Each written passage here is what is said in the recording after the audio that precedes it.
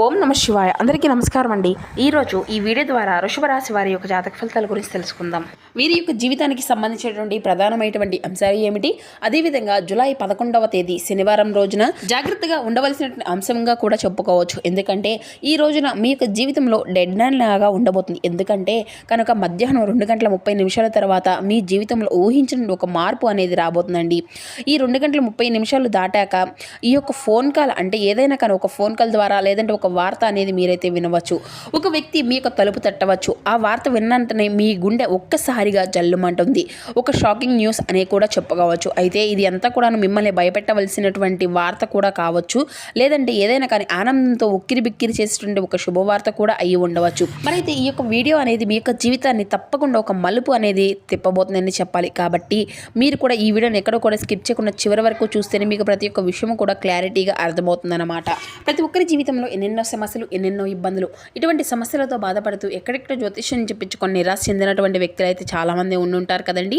మరి ఇటువంటి వారి అందరికీ కూడా శ్రీ దుర్గమాత వారి దివ్య ఆశీస్సులతో జ్యోతిష్యం చెప్పబడండి గురువు గారు శివరామదాస్ స్వామి గారు. మనం ఎక్కడున్నా ఉన్న చోటనే ఉన్నట్టుండి మన యొక్క గురువు గారిని అయితే ఒక చిన్న ఫోన్ కాల్ ద్వారానే కాంటాక్ట్ అవ్వచ్చండి.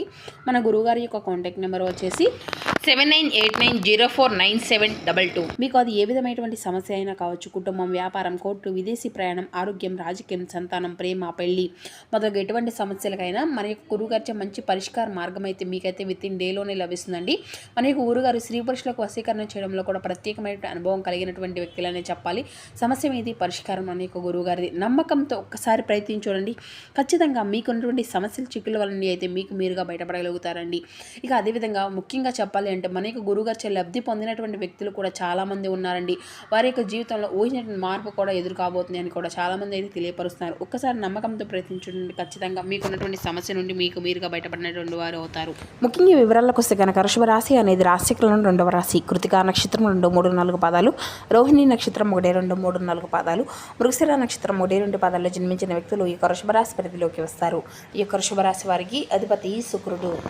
ఇక ముఖ్యంగా వీరి గురించి చెప్పాలంటే సాధారణంగానే ఏంటంటే ఈ యొక్క రాశి వారు చాలా అంటే చాలా తెలివిగా ఉంటారు. చాలా గొప్ప తెలివితేటలను కలిగినటువంటి వారు, అలాగే మంచి దూరదృష్టి కలిగినటువంటి వారని కూడా చెప్పుకోవచ్చు. అంతేకాకుండా ఏదైనా కానీ ఒక విషయం అనేది జరిగే ముందు మీకు ఒక రకమైనటువంటి సూచన, అలాగే అంతర్బోధ అంటే ఏదైనా కానీ ఇలా జరుగుతుంది, జరగబోతుంది అని చెప్పేసి మీ యొక్క మనసుకు అనేది అనిపిస్తుంది అనమాట. కానీ ఈ మధ్యకాలంలో మీ యొక్క మనసు మొద్దుబారిపోతున్నట్లుగా మీకు కూడా అనిపిస్తూనే ఉంటుంది కదా. అంటే మీరు అనుకున్నవి ఏవి కూడా పూర్తిగా వర్కౌట్ అనేది కావడం లేదు, లేదండి గత కొన్ని రోజులుగా ఎదుటివారు కూడా మిమ్మల్ని అర్థం చేసుకోకపోవడం లేదనేటువంటి ఒక బాధ అనేది మీలో ఒకంత బలంగా కూడా ఉంది. మరైతే మీ యొక్క గుండె లోతుల్లో ఏదో ఒక అద్భుతం అనేది జరగబోతుంది అని చెప్పేసి మీరు మాత్రం మనసులో పూర్తిగా ఏదో ఒక విషయంలో నమ్ముతూనే ఉంటున్నారు. అయినప్పటికీ కూడాను గత కొన్ని సంవత్సరాలుగా మీరు ఒక గందరగోళమైనటువంటి పరిస్థితుల్లో చిక్కుకున్నారు. చెప్పాలి అంటే ముఖ్యంగా అటు ఆర్థిక పరంగా కావచ్చు, లేదంటే ఒక ముఖ్యమైనటువంటిది ఏదైనా కానీ డాక్యుమెంట్ విషయంలో కావచ్చు, భూమి విషయంలో కావచ్చు, ఇలా మీరు ఎదురు చూపులు చూస్తూ ఉన్నారు. అసలు ఇది అంతా కూడా జరుగుతుందా లేదా అనేటువంటి ఒక రకమైనటువంటి సందిగ్ధంలో మీరైతే కొట్టుమిట్టాడుతూ ఉండేటువంటి పరిస్థితులు అయితే కూడా ఎక్కువగానే కనిపిస్తూ ఉన్నాయి. ఎవరైతే మీరు బాగా నమ్మినటువంటి కొంతమంది వ్యక్తులు కూడాను మీకు మీ మీద నెగిటివ్గా సమాచారం అనేది చేస్తూ ఉండడము అయితే ఈ శనివారం నాడు మధ్యాహ్నం ఈ యొక్క టెన్షన్ కానీ లేదంటే తర్వాత జరగబోయేటువంటి అంశము అనేది కూడా మీకు తెలుసుకుంటే అది అంతా కూడా చాలా ప్రత్యేకంగా మీ యొక్క జీవితంగా ఉండబోతుంది అన్నమాట. ఇప్పుడు అసలు విషయానికి వస్తేనండి కనుక రేపటి రోజున మీ యొక్క జీవితంలో మధ్యాహ్నం 2:30 లోపు మీకైతే ఒక వార్త అయితే అందబోతుంది. ఆ యొక్క వార్త ఏంటి అంటే కనుక ఈ వార్త మీ యొక్క జీవితంలో ఎన్నో రకాల మలుపులను తిప్పబోతుంది. అంటే ఇది అంతా కూడాను మీరు ఎప్పటి నుండి ఆశ విడుచుకునేటువంటి ఒక విషయము, పాత విషయము అనేది కూడాను గురించి ఒక చర్చ అనేది కావచ్చు. అదేంటి అంటే మీ యొక్క ఆశ తగాదాలు ఏదైతే అంటే మీకు బాగా దానికి సంబంధించినటువంటి విజయానికి కారణం కావచ్చు, లేదా మీరు ఎంతో కాలంగా ఎదురు చూసినటువంటి ఒక విదేశీ ప్రయాణం అయ్యి కూడా ఉండవచ్చు. ఇంకా లేదంటే ఒక భారీ మొత్తం ఏదైనా కానీ ధనము అనేది మీ యొక్క అకౌంట్లో పడడం గురించి కూడా అయ్యి ఉండవచ్చు. అయితే ఇది అంతా కూడాను మీకు ఒక శుభ పరిణామం అని కూడా చెప్పుకోవచ్చు. అందులో ఒక ఊహించినట్టు ఒక ట్విస్ట్ అనేది మీకైతే ఎదురుకాబోతుందండి. ఈ యొక్క వార్త విన్నంతనే నేరుగా మీరైతే ఆ యొక్క వార్త రాదు, ఏదైనా కానీ ఒక వ్యక్తి ద్వారా హఠాత్తుగా ఆ యొక్క వార్త అనేది మిమ్మల్ని చేరుకుంటుంది. మీ గుండె ఎందుకు జల్లుమంటుంది అంటే ఆ యొక్క వార్త విన్నంతనే మీకు గుండె అనేది జల్లుమంటానికి 2 రకాల కారణాలు అయితే లేకపోలేదు. మొదటిది ఏంటంటే నమ్మలేనటువంటి ఒక నిజము, అంటే మీరు ఇది అసలు సాధ్యమే కానే కాదు, కాదు అని చెప్పేసి పూర్తిగా ఫిక్స్ అయిపోయినటువంటి నిజం కానీ అది లేదంటే అది అంతా కూడా సాధ్యమవుతుంది అని చెప్పేసి వినగానే ఈ రెండు అంటే మీ యొక్క మెదడు అనేది క్షణంలో అంతా కూడాను మద్దుబారినట్లుగా అయిపోతుందంటే ఆశ్చర్యపోతారనమాట. ఇక ఈ యొక్క షాక్ వల్ల వచ్చేటువంటి ఎమోషనల్ ఏదైతే ఉందో అది అంతా కూడా మీ గుండెను అంతా కూడా హద్దుకుంటుందన్నమాట. ఇక ఆ యొక్క వార్తతో పాటుగా ఒక వ్యక్తి అంటే పాత వ్యక్తి పేరు కూడాను మీకైతే బయటకు వస్తుందండి. అతను లేదంటే ఆమె మరలా మీ యొక్క జీవితంలోకి వారు రావడం అనేది కూడా జరుగుతుందన్నమాట. వారు వచ్చారా అనేటువంటి ఒక షాకింగ్ అనేది మీలో కలుగుతుంది. ఇది అంతా కూడా ఆనందం కలిగే విధంగా భయము ఈ రెండు కలిపినటువంటి ఒక రకమైనటువంటి గొప్ప అనుభూతి లాగా మీకంతా కూడా అనిపిస్తుంది. ఈ యొక్క అనుభూతికి కారణం ఏంటి అంటే మీరు ఊహించని విధంగా వచ్చేటువంటి ఈ యొక్క వార్త కారణంగా మీరు ఒక్కసారికి ఆశ్చర్యపోయేటువంటి అవకాశాలు కూడా చాలా అంటే చాలా ఎక్కువగానే కనిపిస్తున్నాయి.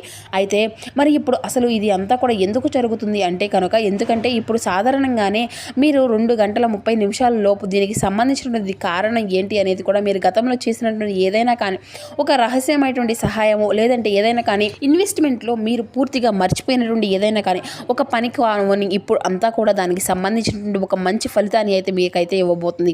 ఇది అంతా కూడాను మీ వెనుక ఎవరో ఒక తెలియకుండానే ఈ పని అనేది పూర్తి చేశారు.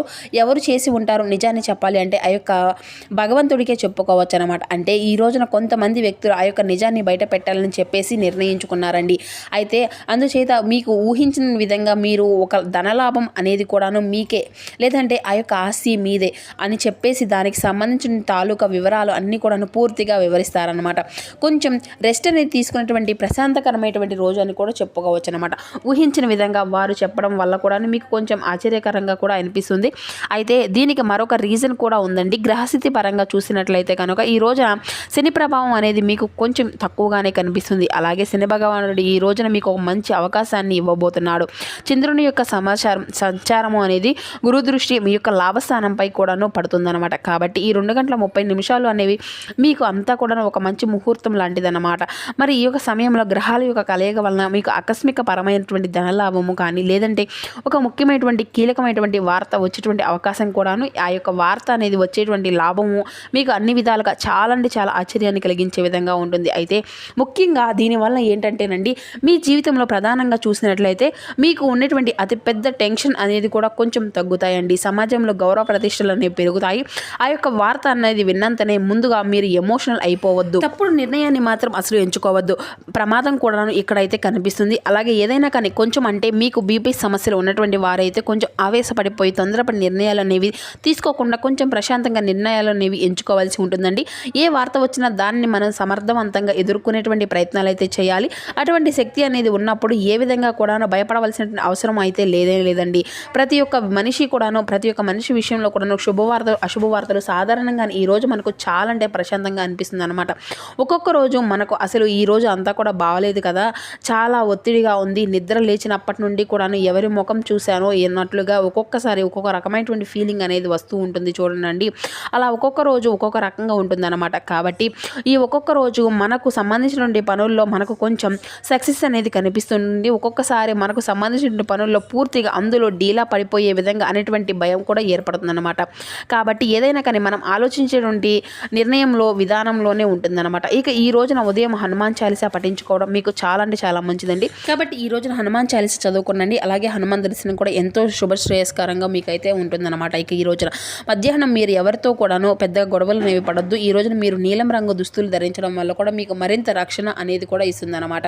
ఇక అంతేకాదండి ఈ రోజున ఎరుపు రంగు వస్త్రాలను కూడా మీకైతే ఎంతో మంచిదనే చెప్పాలి. జై శ్రీరామ్ జై హనుమాన్ అనేటువంటి ఈ యొక్క నామాలను ఈ రోజున ఉదయం నుండి సాయంత్రం లోపు మీకు వీలైనటువంటి సార్లు అయితే ఎన్నిసార్లు అయినా కానీ ఎక్కువైనా కానీ తక్కువైనా కానీ పఠించుకోండి. అలాగే ఈ రోజున మధ్యాహ్నం మీ యొక్క జీవితాన్ని మార్చేటువంటి ఆ యొక్క ఫోన్ కాల్ అనేది మీకు ఖచ్చితంగా మీరైతే రిసీవ్ చేసుకోవడం అనేది జరుగుతుందండి. ఈ యొక్క వార్త అనేది మీ యొక్క జీవితంలో ఒక్కసారి ఒక కొత్త వెలుగును నింపాలని చెప్పేసి మనస్ఫూర్తిగా మేము కూడా కోరుకుంటున్నాము.